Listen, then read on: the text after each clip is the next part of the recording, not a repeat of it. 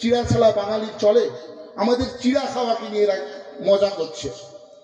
ফলে আপনার শীতলা মন্দির, রথের বেলা আপনার দুর্গা, আপনার কালী, আমাদের যে ঐতিহ্য বাংলার, সেগুলো নিজের মতোই থাকবে। বাইরে থেকে ওই উত্তর ভারত আর পশ্চিম ভারতের হিন্দুত্ব দিয়ে আমাদের এই মনীষীদের, আমাদের এই হিন্দু সংস্কৃতি, আমাদের বাঙালি মুসলিমের সংস্কৃতি, বাঙালি হিন্দু সংস্কৃতি কোনো বহিরাগত উপনিবেশিকতাবাদীদের আমরা দখল করতে দেব না। ফলে এই ভোট হচ্ছে বাঙালির অস্তিত্বের ভোট। মমতা বন্দ্যোপাধ্যায় যেভাবে জাতি ধর্ম নির্বিশেষে একের পর এক প্রকল্পকে ছড়িয়ে দিয়ে হিন্দু মুসলিমকে একটা ঐক্য সূত্রে বেঁধেছে, সেই ঐক্যকে, সেই বিবিধতায়, সেই বৈচিত্র্যকে ধরে রাখার ভোট। এই বৈচিত্র্য আছে বলে ভারতবর্ষ এত সুন্দর, এত ভাষা আছে বলে, এত খাদ্যাভ্যাস আছে বলে, এত পরিষ্কার আপনার এই পোশাক পরিচ্ছদের একটা অভ্যাস আছে বলে ভারতবর্ষ একটা বিবিধ, একটা বৈচিত্র্যের মধ্যে ঐক্যবদ্ধ। এই বৈচিত্র্যকে বাঁচাতে হবে।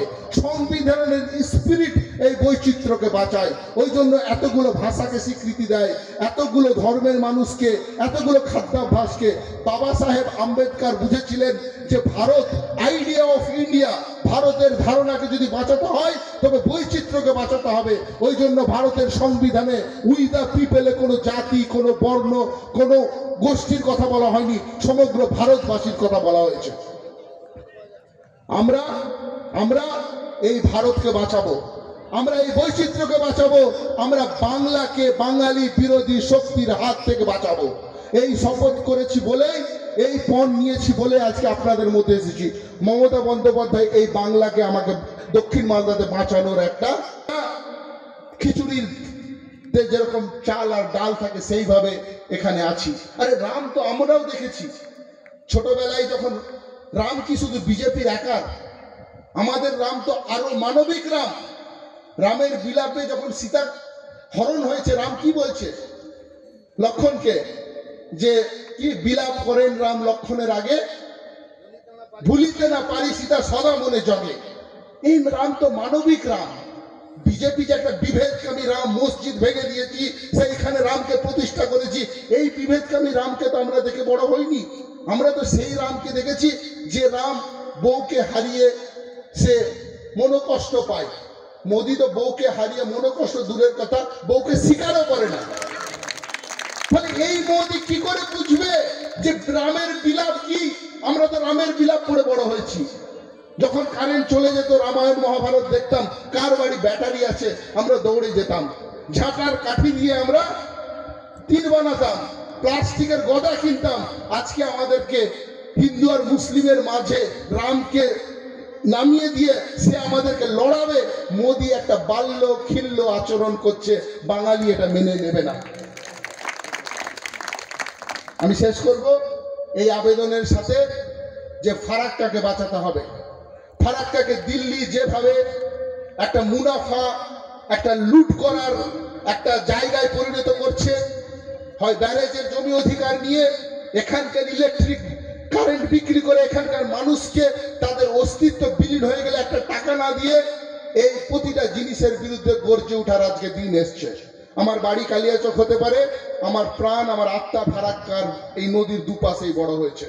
আমি যদি জিতি, আমি ফারাক্কার একটা প্রতিনিধিত্ব করব, যে প্রতিনিধিত্ব আজ বহু বছর ধরে আমরা দেখতে পাইনি।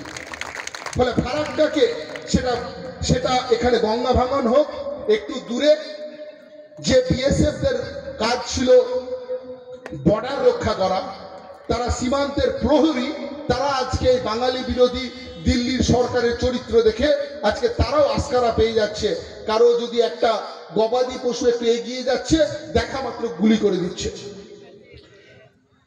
চোরাচালানের শাস্তি, জেলে নিয়ে যাও, তাকে ট্রায়াল হোক, তার বিচার হোক, তাকে শাস্তি দাও, দেখা মাত্র তো গুলি নয়। আর তারা তো সবাই চোরাচালান করছে না, গরিব মানুষ ওখানে কেউ পশু চড়াচ্ছে, দেখলে গুলি করে দিচ্ছে।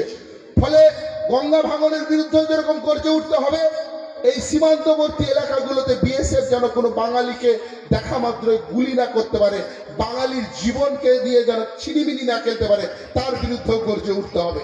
এবং আমাদের এই রাস্তাঘাটগুলোকে এটা ফারাক্কা ব্যারেজের জমি, তুমি এই করতে পারবে না, তুমি সেই করতে পারবে না, তুমি মরে যাও তাও তোমাকে রাস্তার এনওসি দিব না, এই ছিনিমিনি খেলাও বন্ধ করতে হবে। এবং সর্বোপরি এইখানে শিল্প আনতে হবে। এত সুন্দর একটা ভৌগোলিক পরিবেশ, সেখানে এইখানকার মানুষ আজকে ফারাক্কা এনটিপিসি হয়ে গেছে, আরো অনেক শিল্প আসতে হবে, আরো অনেক কেন্দ্রীয় প্রকল্প আসতে হবে। ফারাক্কা বাংলার মানচিত্রে একটা উন্নত শহর হিসাবে দাঁড়াবে। এই প্রতিজ্ঞা করে, এই অঙ্গীকার করে আমি যদি জিতি, আমি আমার শাহনওয়াজ নয়, আমি আপনাদের আওয়াজ হয়ে সংসদের বাইরে এবং ভিতরে আকাশ বাতাসকে প্রকম্পিত করব।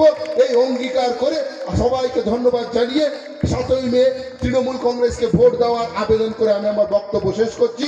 জয় বাংলা, জয় হিন্দ। মমতা বন্দ্যোপাধ্যায় জিন্দাবাদ, অভিষেক বন্দ্যোপাধ্যায় জিন্দাবাদ। এরা আজকের মির্জাপুর, এরা আমাদের প্রজেক্টগুলো বন্ধ করে দিতে চাই। এরা লক্ষ্মীর ভান্ডার নিয়ে খিল্লি করে, এরা স্বাস্থ্য সাথী নিয়ে খিল্লি করে, এরা কন্যাশ্রী নিয়ে খিল্লি করে। ঠিক আছে, তুমি মজা করছো, তুমি খিল্লি করছো, তুমি কি দিচ্ছ? মানিকচকের ওই বাড়িগুলো যে ভেঙে পড়ে গেল, কটা টাকা দিয়েছো? শামশেরগঞ্জের গ্রামগুলো যে গঙ্গাবক্ষে বিলীন হয়ে গেল, কটা টাকা দিয়েছো? শুধু ধর্ম। রাম মন্দির নাও, মুসলমানদেরকে টাইট করে দিচ্ছি নাও, হিজাবকে ব্যান করে দিচ্ছি নাও, আখলাককে মেরে দিচ্ছি নাও, এগুলো নিয়ে কি করব? এই ফারাক্কাতে তো আমি বড় হয়েছি। সৌভিক, মৈনাক, বকুল, বাপ্পাদের বাড়ি যখন গিয়েছি, কাকিমা যখন মালপোয়া খেতে দিয়েছে, কোনোদিন ভাবিনি এটা হিন্দুর বাড়ি না মুসলমানের বাড়ি। ওরা যখন আমাদের বাড়ি এসে ঈদের সিমাই খেয়েছে, ওরাও ভাবেনি যে শাহনওয়াজ তার ধর্ম পরিচয় কি। আজকে আমরা কেউ বাঙালি না, কেউ ভারতীয় না, কেউ ফারাক্কাবাসী না। বিজেপি বলছে একটাই পরিচয়, তুমি হিন্দু ও মুসলমান। এই অধিকার তাকে কে দিয়েছে? আমরা তো এইভাবে মিলেমিশে বড় হয়েছি, একসাথে সাঁতার কেটেছি, একসাথে ওই গঙ্গার ধারে আমরা পিকনিক করেছি, একই সাথে আমরা ওই স্কুলটাতে পড়েছি, একই সাথে ফুটবল খেলেছি, ক্রিকেট খেলেছি। কখনো হিন্দু মুসলিম তো ভাবিনি। আজকে কোনো কিছু আর আমাদের এই মিলিত যে একটা ঐক্য সৌহার্দ্যের শৈশব ছিল, সেগুলো সব বাদ। আজকে আমরা হিন্দু আর মুসলমান রামকে নিয়ে বলছে ফারাক্কাতে গঙ্গাবক্ষে তোমার গ্রাম বিলিয়ে যাক, আমি তো রাম মন্দির দিয়েছি। ওটা রাম মন্দির? রবীন্দ্রনাথ দীনদান কবিতাতে সেই সাধু রবীন্দ্রনাথের ওই যে সাধু আর রাজার কথোপকথনটা একবার কল্পনা করুন। সাধু রাজার চোখের দিকে, সাধারণ সাধু, সে রাজার চোখে চোখ মিলিয়ে সেই প্রতাপান্বিত রাজাকে বলছে ওই মন্দিরে দেব নাই। রাজা বলছে দেব নাই? আমি তো এত আড়ম্বর করে দেবকে স্থাপন করলাম, তুমি বলছো দেবতা নাই? রাজাকে তখন সাধু বলছে তুমি তো নিজেকে স্থাপন করেছো, দেবতাকে তো স্থাপন করনি। নরেন্দ্র মোদী তো নিজেকে স্থাপন করেছে। বড় বড় শঙ্করাচার্যগুলো কেন যাচ্ছিল না? উনি নিজে কেন? উনি কি পুরোহিত? উনি নিজে উপোস করে, উনি রামকে স্থাপন করেনি, উনি নিজেকে করেছেন। উনি রামের অপমান করেছেন। এবং সংসদের উদ্বোধন হোক, নতুন সংসদ বা রাম মন্দির, কোনো দলিতকে, কোনো আদিবাসীকে, কোনো তপশিলীকে ওখানে ঢুকতে দেওয়া হয়নি। ভারতের একটা বিস্তর জনগোষ্ঠীর অপমান। এই সরকার শুধু মুসলমান বিরোধী নয়, এরা বাঙালি বিরোধী, এরা দলিত বিরোধী, এরা তপশিলি জাতি বিরোধী, এরা নারী বিরোধী, এরা আদিবাসী বিরোধী। শুভেন্দু অধিকারী বীরবাহা হাসদাকে কি মন্তব্য করেছে আপনারা জানেন। সভ্য সমাজে এই মন্তব্য কেউ করে? একজন পুলিশ অফিসারকে বলা হচ্ছে খালিস্তানি। মমতা বন্দ্যোপাধ্যায়ের পোশাক দেখে তাকে কখনো খালাম্মা, ফুপু, খালেদা জিয়া, এই যে কমেন্টগুলো, এইগুলো তো রাজনৈতিক। আমরাও বিরোধী রাজনীতি দেখেছি, বরকত গনি খান চৌধুরী বনাম জ্যোতি বসু দেখেছি, আমরা আপনার রাজীব গান্ধী বনাম মনে করেন যে দেখেছি, অটল বিহারী বাজপেয়ী দেখেছি, বা জনতা সরকারের সঙ্গে বিভিন্ন রকম আপনার ভিপি সিং এর সময় দেখেছি, চন্দ্রশেখরের সময় দেখেছি, গুজরাল দেখেছি। কই এইরকম রাজনৈতিক অসৌজন্যতা বোধ এত নিম্ন স্তরে নামতে কখনো দেখেছেন? কখনো দেখেছেন 3 বারের মুখ্যমন্ত্রীর বাড়িতে পুলিশ গিয়ে তাকে এইভাবে একটা ক্রিমিনালের মতো জেলে ভরছে? কখনো দেখেছেন একজন সাংসদের সংসদ পদ সামান্য একটা মন্তব্যের জন্য খারিজ হয়ে যাচ্ছে? তার বাড়িতে, মহুয়া মৈত্রের বাড়িতে ইডি পাঠাচ্ছে, ইনকাম ট্যাক্স পাঠাচ্ছে, কিচ্ছু পাচ্ছে না। এ তো ইমার্জেন্সির থেকেও ভয়ঙ্কর, অলিখিত ইমার্জেন্সি চলছে ভারতবর্ষে। আর আপনি যদি মনে করেন মোদি মুসলমানদের টাইট করছে, আমি ওকে ভোট দিয়ে আপনার বাড়ি গঙ্গাতে পড়ে গেলে একটা টাকাও দিবে না। আপনার ঈশ্বরের সাথে আপনি বুঝবেন কিভাবে সম্পর্ক কায়েম করবেন। হিন্দু ধর্মের কিচ্ছু বুঝে না যারা, সেই আরএসএস, সেই বিজেপি। আরে আমাদের হিন্দু ধর্মের যে লোক বাংলাতে যারা জন্মেছে, এই চৈতন্য, এই রামমোহন রায়, এই বিবেকানন্দ, তাদের বইগুলো একদিকে রাখুন, আর সমগ্র সংঘ পরিবারের গোলওয়ালকার, হেডেগাওয়ার যত লেখক আছে একদিকে রাখুন। বাঙালি লেখকদের পাল্লা শতগুণ ভারী হবে। আমাদের রামমোহন আছে, আমাদের এখানে চৈতন্য আছে, এখানে বিবেকানন্দ আছে। আমরা ওই বিদ্বেষের হেডেগাওয়ার, গোলওয়ালকারকে কেন দেখতে যাব? তারা তো এদেরকে বারবার অপমান করছে। কখনো অমিত শাহ এসে রবীন্দ্রনাথকে অপমান করছে, কখনো আমাদের বিদ্যাসাগরের মূর্তি ভেঙে দিচ্ছে, কখনো অমর্ত্য সেনের মতো লোক, যাকে নিয়ে গোটা পৃথিবী গর্ব করে, তাকে বলছে জবরদখলকারী।